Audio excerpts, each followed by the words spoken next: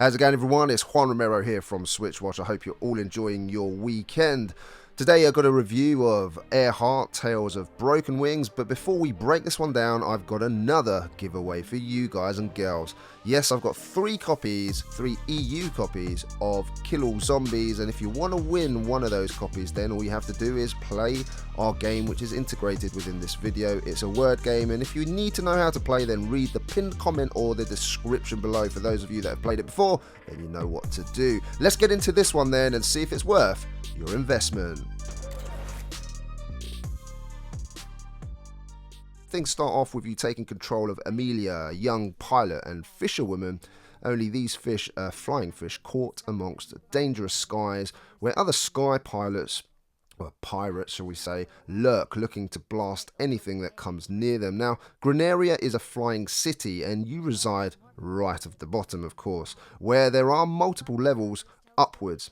Now, you've heard grand stories of a flying whale right at the top, and if you were to catch this whale, then you'd be set for life. So that's basically it. You set off on your mission. Now, Airheart is a twin-stick shooter, but there's a lot of little elements here which make this game quite compelling and addictive to anyone looking for a shooter like this one. First of all, catching fish by flying around garners you your income. The more fish you catch, the more income you're going to make on any particular run. I think it's quite clever how Airheart has been constructed. As you clear each level of fish and pirates looking to take you down, you can decide to then fly further up to the next level, much like a dungeon crawler, only in reverse. Fly further up too soon though with an ill-equipped plane, and you'll soon be hurtling towards your death rather quickly. Now, if that does happen, your plane will hurtle down all the levels that you've managed to fly up to, and this then enters a mini-game of sorts where you'll have to try and fly your plane at great speeds, avoiding all of those floating islands. If you do miss your home hub, then permadeath in hard mode ensues and you lose everything you collected from your run. Now, there is a normal mode though, and if you lose stuff here, it's only a bit of it, and permadeath situation does not apply. So there is an option for the hardcore player and the casual, which is welcome. It wasn't in previous iterations of this game until the player base asked for it, and the devs did listen, so that's good news. Now, even if you do have a healthy plane, you do need to make the decision as to when you're going to fly back and store all of that wonderful loot, income you've made on a run, and parts. If you do risk the next level, then of course you could be doomed. Now, it's handy that you can get away from a dogfight and choose when to return home. Once you reach your hub, you have a few options. You've got your shop where you can buy various parts for your plane and invest in a new one altogether, or you can upgrade by crafting. It's a little bit odd, I have to say, because you have to sort of guess what to make, and once you manage to make something, the blueprint is then unlocked for future use. But I would have much rather have known what I could make from the outset and then search for those parts on my run. But here you just kind of gather parts, it could be anything, and then you guess what you can make. There are some clues and stuff like that, but it wasn't something I invested too much time in because I became rather frustrated with it. I was much more inclined to keep exploring on runs, finding more valuable fish to collect, and you can do this in one of 2 ways. You can simply fly into them, which is easy in the earlier levels. Later on though, you're going to have to start harpooning them because they move a lot quicker, which is superb fun. Once you harpoon the fish, you simply move closer with your plane to collect them. Or alternatively, you hold L and just reel them in.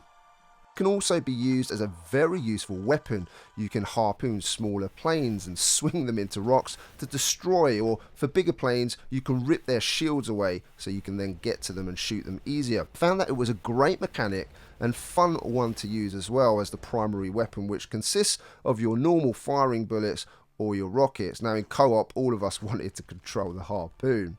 Once you do upgrade your planes, and later on you do get secondary weapons which you can switch between. The cycle continues. You run, collect fish, cash and parts, come home, invest in the plane, and then go on another run until you have a fast enough, powerful enough plane to make it to the higher tiers, so you can then complete the game by catching that whale. Now, some of you may find that starting at the beginning each time is repetitive, but I found this game fun and I had the motivation to explore the higher levels. I enjoyed the progression here a lot. The difficulty curve is quite steep if you don't invest enough early on, so it does require patience. Yes, it can feel grindy, you're going to tell me, but again, I don't mind that, as I believe in investing time to get the best items in a game as long as it's worth it for me and I enjoyed the experience, and I did here. In terms of the controls, these do take a little bit of time to get used to, especially if you're not used to twin stick shooters. However, everything does feel right after a while and I had no issues. Unique to the Switch though is the 4-player co-op mode, where up to 4 of you can take part in. Players can play up to 3 friends locally and trying to maneuver the exploration Zeppelin song, and on its way to the stratosphere for the hunt to beat the highest score. Now, I managed to try this with another. It is quite fun to play, but not as compelling as the single player, in my opinion. It is fun though when you do get others involved. You each have to control a part of the ship, whether it's the gun turrets, the rudder, the harpoon, amongst others, and it plays quite similar to a game called Lovers in a Dangerous Space-Time. I'll put the review in the link above so you can see what I mean. In terms of audio then, flying through the air has a tranquil feel thanks to the wonderfully composed musical scores playing in the background. Sound effects are good here and will not leave you questioning the quality. From planes being blown up to bullets or rockets flying across the screen, it all sounds rather satisfying.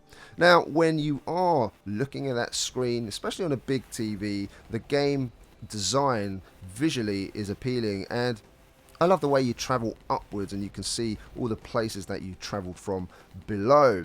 The colour palette used to design the background is light and bright, making exploration inviting. The little floating islands you travel over to pass over some trees for health, for example, bring a nice feeling of the levels being more dense. Otherwise it could have felt a little bit bland. The plane itself can be customized with differing parts, and these parts do show up. Some of the concoctions you can make look rather odd, so it is nice when you have all of the matching parts. It ran fine in both docked mode and in handheld. Of course, the visual fidelity does dip a little bit in handheld, but of course that is to be expected. In terms of value then, the game is priced at £11.99 in the UK, $17.99 respectively, and to put that in perspective, Steam has a 35% off sale now, so the game can be bought at around £7.14. PS4 it's more expensive at £14.99, and Xbox One has price parity with the Switch. So I found the price here quite good. It's going to give you around 5 or 6 hours for completion, and then add in the co-op if you've got a few friends, and that'll give you a few hours more. I found Airheart to be a rather charming twin-stick shooter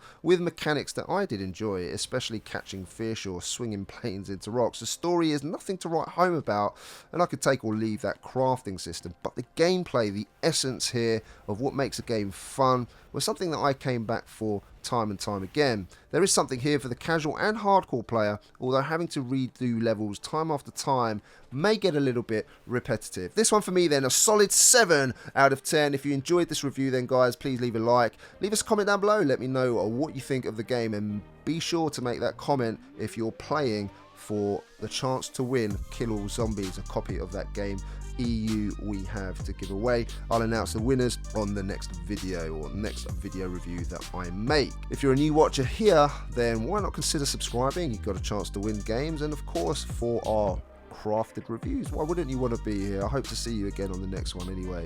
My name is Juan Romero from SwitchWatch. You know what I'm going to say guys, I'll see you again soon. Take care.